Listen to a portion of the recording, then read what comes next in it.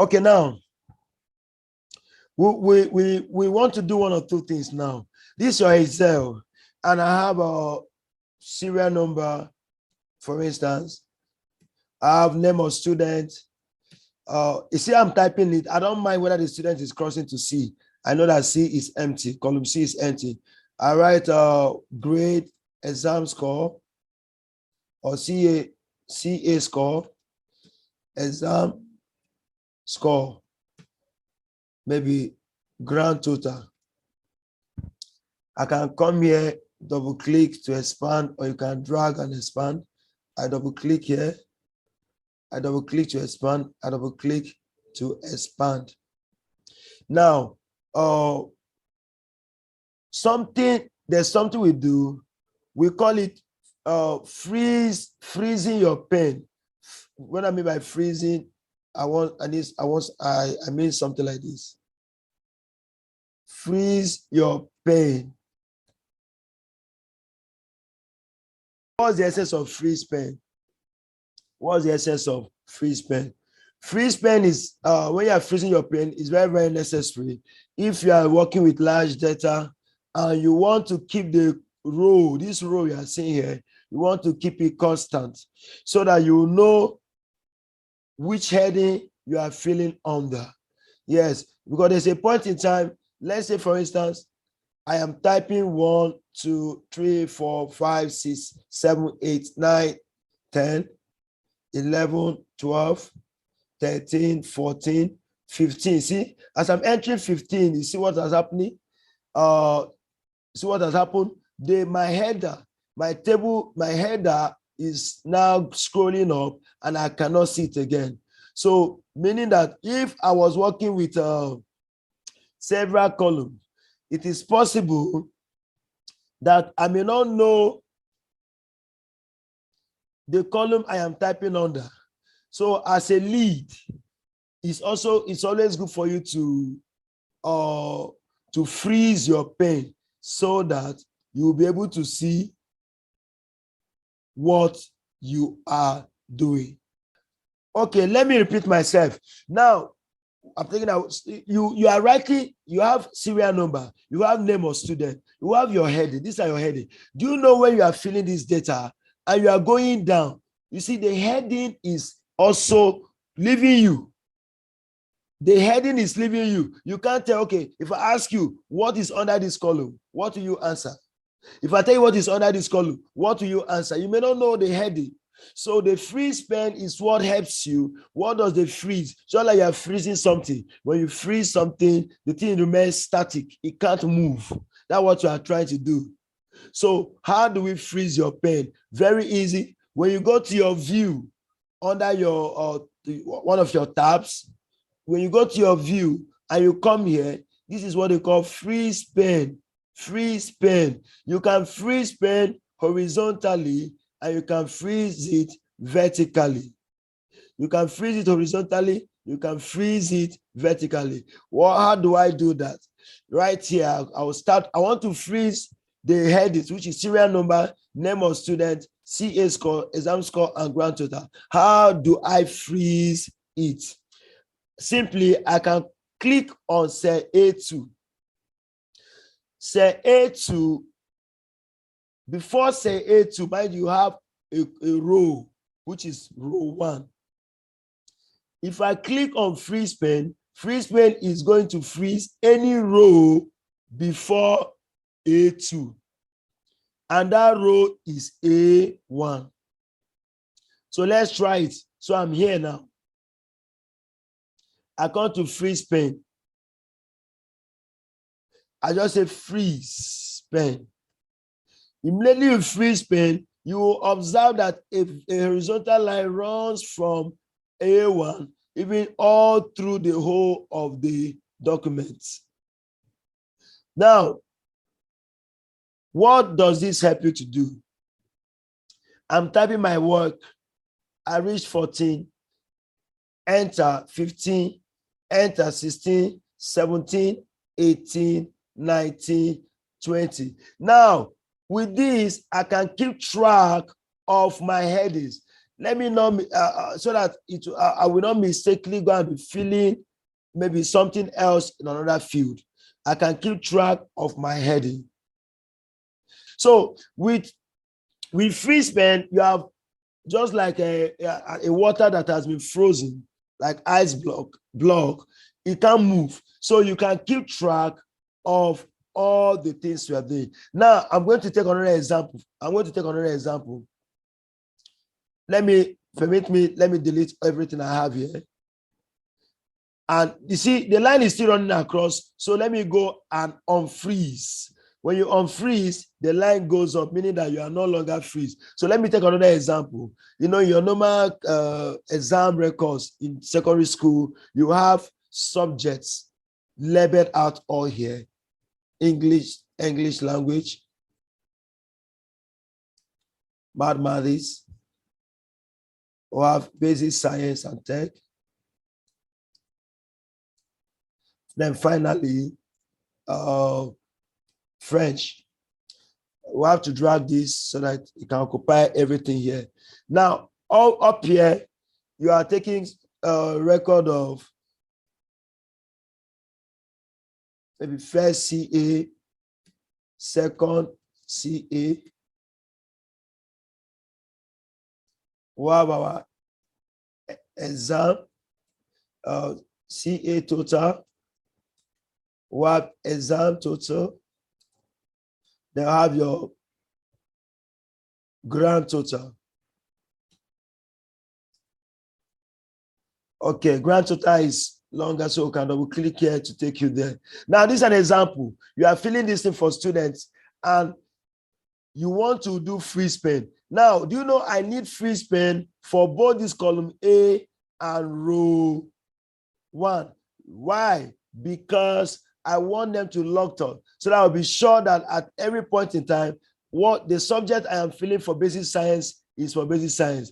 So that I will not mistakenly go and fill for mathematics. If you can relate with me, you'll notice that even when as teacher, almost everybody here taught, I don't know, I taught. When I was teaching, as I was recording score, sometimes I mistakenly record another score in another subject. It happens to anyone. So in Excel, freeze pen will help you to, not to make such mistake. So how do I freeze this pen? So I'm going to ask, based on a little thing I just explained, where should I click?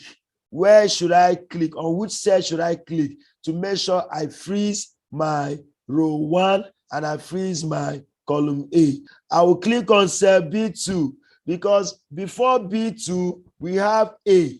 Before, and mind you, B2 is under row 2. So anything before row 2 is row 1. Anything before column B is column A. So if I head over to freeze pen and I click freeze, you see a vertical line running down here, and you also see a horizontal line running across. Meaning, when I'm doing this score, let's say we have what, let me be scrolling down. Let's say I have other records. I've not done grading, highest in class, lowest in class. Okay, let's say we are filling something and we are going down. See what is happening? You see that your subject, it doesn't move. To show at any point, oh, this is English I'm feeling, this is mathematics I'm feeling, this is basic science I'm feeling. It keeps you in check, so that you don't make such mistakes. I think it's very, very clear. But let me tell you, when you are printing, it doesn't have anything to do with your printing. Your printing will still print it. Okay, watch what is happening now. This is first CA 20, second CA 10, exam CA total over 30, person score 30, exam total 60.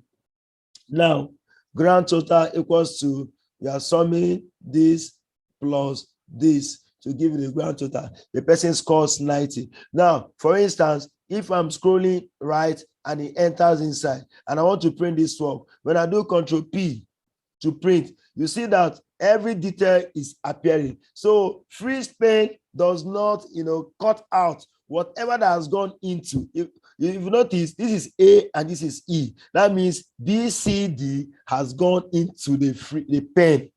But that does not mean when you want to print that it will not print. It's going to print Very, very well. Are we together? So that's the essence of freezing your pen. Freeze your pen. It helps you to keep track of your heading. It helps you to keep track of your heading. Very, very important. Now, I'm going to tell you something else. Do you know that? Let's unfreeze. Just go to freeze pen and go to unfreeze. Everything is out. You see, your work is back normal. So if I'm scrolling and I'm typing now, see what is happening. Everything is going in. And if you reach here, how will you know that this one is English? You see, it will be so hard for you. So that's the importance of that. Now, secondly, you finish this work and your boss comes around and he tells you, okay, please print this exam for me. Print this record for me. But please, I don't want the first CA and second CA to come out. I just want you to print the total CA and the exam total and every other thing to come out. What will you do in that case? In that case, you are going to do what we call hiding. You're going to hide. Let me increase the font. You're going to hide some columns so that they don't print when they don't come out when you are printing. How do we go about that? Simply put, your concern is on column B and C. That's how you highlight it. The way I've done that, I highlight column B and C. When I highlight column B and C, while you are still up there, either on B or C, you right click on top and you head over to hide. You hide it. You see, it is hidden. How do you know that it is hidden? Because look at, let me be typing. Look at, there's no gutter here. From English, I'm moving to CA immediately. But between A and D, B and C is missing.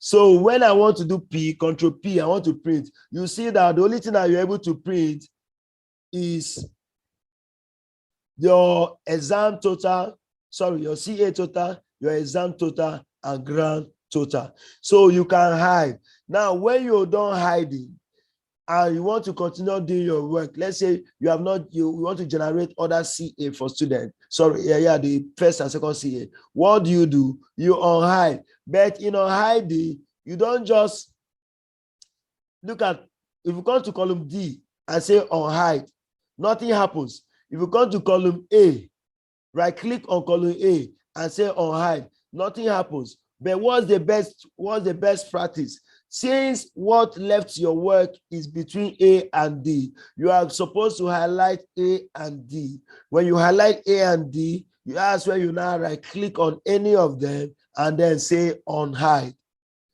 In doing so, your B and C reappears, because there are instances where some details are not required. So what you do, don't go and be deleting. No, your record is still okay. Just hide your record. When you hide the record, you can go on to print whatever you want to print before you can now unhide whatever you want to unhide. Are you getting me? Are you getting me? Let me know. Are you getting what I'm saying? Thank you so much. Thank you so much. Now, we are going further. We are moving further. So, we are going to take another thing that is very, very important also. What is it? This one is very, very important. If you are working in an office, I've seen a lot of work people bring for me to print. And most times when I see those work, it baffles me. What do I mean? Whenever we are doing a work and we are talking about printing now, I think that's the last thing I'm going to do. Someone brings a work for you to print. Before you even start printing the work, you need to first and foremost go to your page layout and look at the size of paper the person is using to type. And you know that in printing work, the most common paper that's used to print is A4. It's A4. Although we have other sizes, A5, A3, A2, and the rest, but most commonly is A4. So you first click on your A4. When you click on your A4, what do you see? You are able to know where your work starts and where the work ends. If you can look at this after G, after column G, you see that this very line, imaginary line, is distinct. What makes it distinct? Because the line is broken. Are we together? The line is broken. Broken telling you what? Telling you that there is a page break there. That means that's the end of your page. What does it mean? If I type come here, what does it mean? This come is in a separate page. This here is in a separate page. Not minding the gap, not minding how thin this line is. Excel is telling you that you have differentiated these two things. Meaning, if I send this one for printing, it's going to print come together with this everything here on one page, but it's now going to go to another page and print here. So you have to be very, very careful. When you are previewing a work to print and you are doing Control P and you notice that this kind of stuff is there, know very well that you're going to print two different documents while the printer is printing.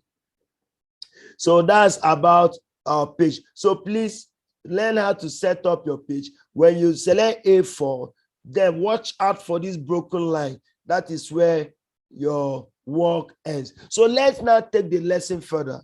Now, how do we take it further? Let's say you have a work here. They put a maximum score for students. This for students now. Maximum score for students. Minimum score for students.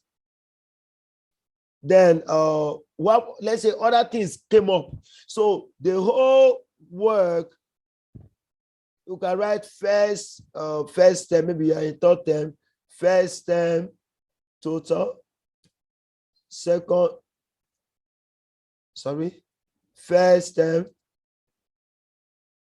first term average,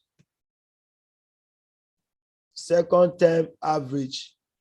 Let me write it in short form. Second term average. Now, this page now exceeds minimum first term average, second term average. They exceed one page. How do you now adjust these things so as they will enter all on one page? Simple. What you do is to go to your view. When you head on to your view, the workbook views will have like up to 4, or let me use 3 major workbook views. Although there are 4 here, but 3 major ones I use. The first work view is normal. This is where we run our analysis, we calculate, we do we apply every formula. Then beyond normal, we now have page break.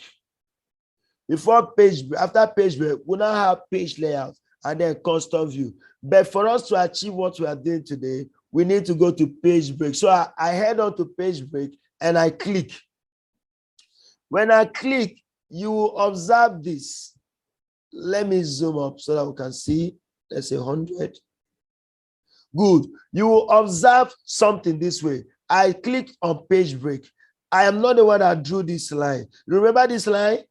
This is a line that followed us up from where we came from, telling us that minimum, first term average, second term average were not part of the game. They're in page 2. And as you can boldly see here, page 1 is here, page 2 is here. Now, page 1 is bigger, page 2 is smaller. That's why it is written in smaller. Page 2 is written in smaller character than page 1. Now, how do we do that? How do you do that? It's very simple. Just come here where your page break is, where your page broke, and drag it all over to meet up with this end. Immediately you meet up to this end, you see what has happened. You now have a single page 1, meaning if I do Control P to print this work is going to appear, all of them are going to appear in page 1. But there's a disadvantage to this. When you work beyond the page and you are using your page break to accommodate everything on one page, mind you, you don't expect the font size to be the same. Please, you don't expect the font size to be the same. Take note of that. It will shrink because you are trying to compress everything on one page. It will shrink. Now, to end that very stuff, for you to get clarity, then your maybe head teacher comes on and say, please print the students first CA, second CA, that's this first CA, second CA, and CA total for me. That's what he told you to do. How do you go about printing the first CA, second CA, and third CA? Maybe for him. Look at what you are going to do. Now, if I come and drag this way, it will not work. What I've achieved is that I have taken away second term from page 1. If I bring it back, second term average is back. We have known how to accommodate all these things on one page. Now, you are told, it can be challenging. They told you, please print first CA, second CA, what do you call it? CA total. I know some of you will say, let me hide here. Let me hide all this one. Yeah, it will work.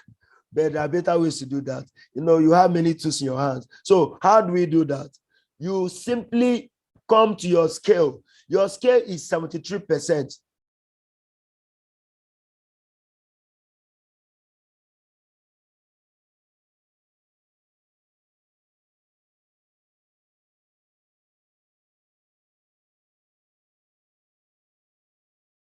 You first increase the scale. As it was 73. 73 was the point where everything aligned to one page. But when you now increase the scale to like 75, this guy comes out. So do you know what I'm going to do? I'm going to carry this guy and come and lock it up where CA total is. With this, when I'm printing, page 1, we house English language, first CA, second CA. That means going to house column A, B, C, and D. Now, they tell you, okay, print. You now do Control P to print. Now look at what has happened. Look at the small area on your paper. This is the whole of your paper. Look at the small area you are going to print your work with. When you print this, your boss say, have fun now. What kind of work you printing like this? Because why? When you are in page break, when you are doing all these adjustments, the work will shrink. Mind you, our font size is 11, but when you print, that 11 is going to be smaller. That's the truth. So let me try something. Let's increase our font size. Something big. Okay, this is 18. Yes, font size is now 18. Now, when you do Control F2, you see, yes, your font size also increases.